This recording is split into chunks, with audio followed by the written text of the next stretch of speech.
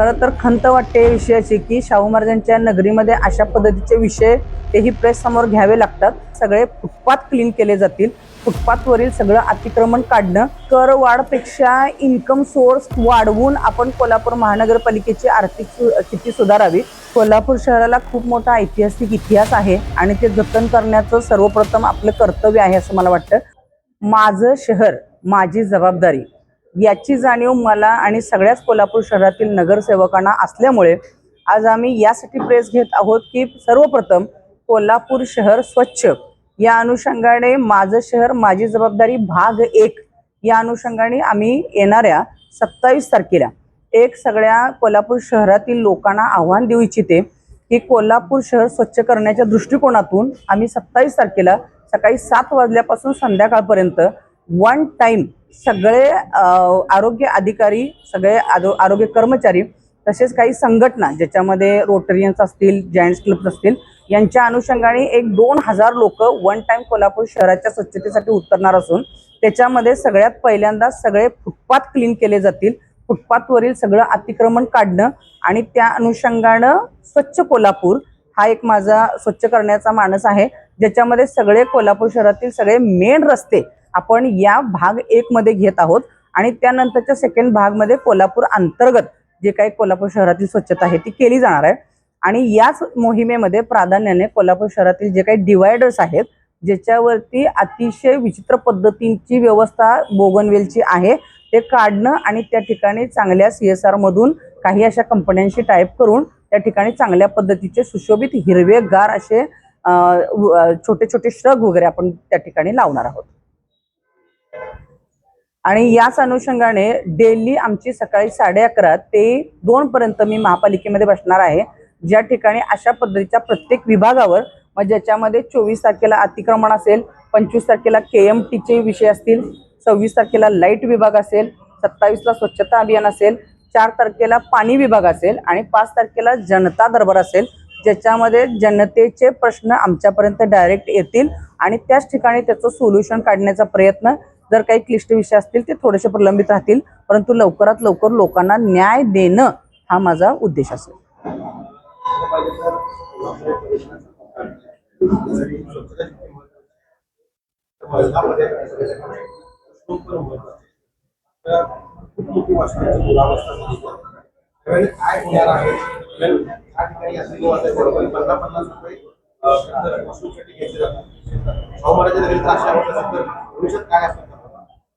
खरं तर खंत वाटते विषयाची की शाहू महाराजांच्या नगरीमध्ये अशा पद्धतीचे विषय तेही प्रेस समोर घ्यावे लागतात आणि येणाऱ्या लवकरच्याच काळामध्ये माझ्याकडे एक स्वच्छालय लॅट्रिन पाडा, बांधा आणि कमवा या अंतर्गत आपण लवकरात लवकर शौचालय बांधण्याचा माझा मानस आहे. येणाऱ्या लवकरच्याच काळात एक 8 ते 10 दिवसामध्येच माझे एक 4 प्रोव्हिजन झालेली पण आहे आणि त्या अनुषंगाने त्याचे आम्ही उद्घाटन पण घेतो की ज्याच्यामध्ये AC वाले आपण टॉयलेट्स त्या ठिकाणी महिलांसाठी वेगळे घेत आहोत.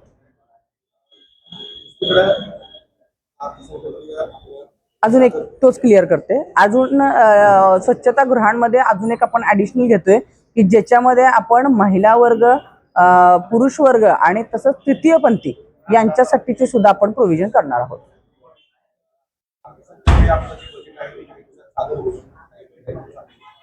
त्यामध्ये करवाढ केलेली असं एक प्रशासनाकडे सूर आहे, पण काय नेमकं कोल्हापूरकरांना आपण देणार आहात? करवाढ देणार आहात का देशाची परिस्थिती आहे? मला असं वाटतं की कर वाढपेक्षा इन्कम सोर्स वाढवून आपण कोल्हापूर महानगरपालिकेची आर्थिक स्थिती सुधारावी. त्यामुळे लगेचच काही करवाढ तर कुठल्याच ह्याची करण्याचं आमचा मानस नाही, परंतु येणाऱ्या काही दिवसांमध्ये जर काही तशी परिस्थिती आली किंवा गरज वाटली तर ते इन फ्युचर होईल, पण आता तर काही कुठलीच काही तरतूद तशी करणार नाही.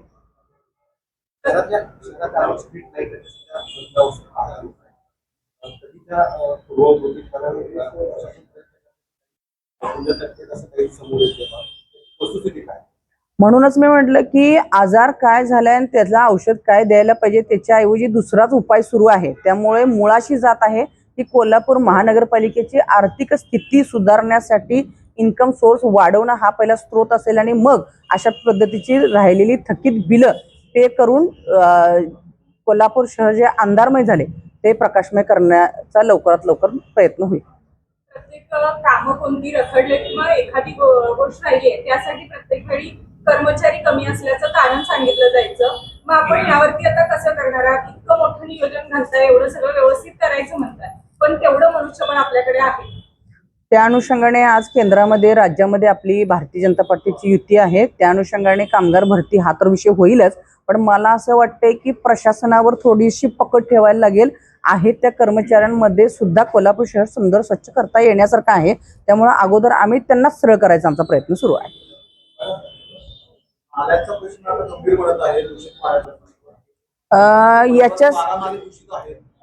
याच्या संदर्भात ना पहिल्यांदाच मी मीटिंगमध्ये सांगितलेलं आहे की ऑन गोईंग जे प्रोजेक्ट्स आहेत त्याच्याकडे मी लक्ष देणार आहे, ज्याच्या अनुषंगाने हाही एक मोठा प्रश्न आहे. कारण नाले साफसफाई जे तुम्ही म्हणता it will be including in a STP plant, तर त्या अनुषंगाने त्याचं काम होणार आहे.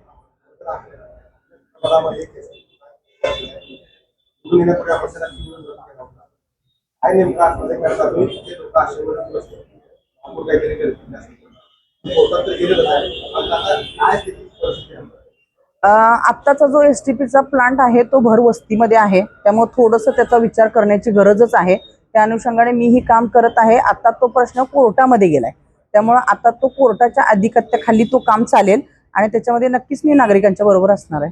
कोल्हापूर शहराला खूप मोठा ऐतिहासिक इतिहास आहे आणि ते जतन करण्याचं सर्वप्रथम आपलं कर्तव्य आहे असं मला वाटतं.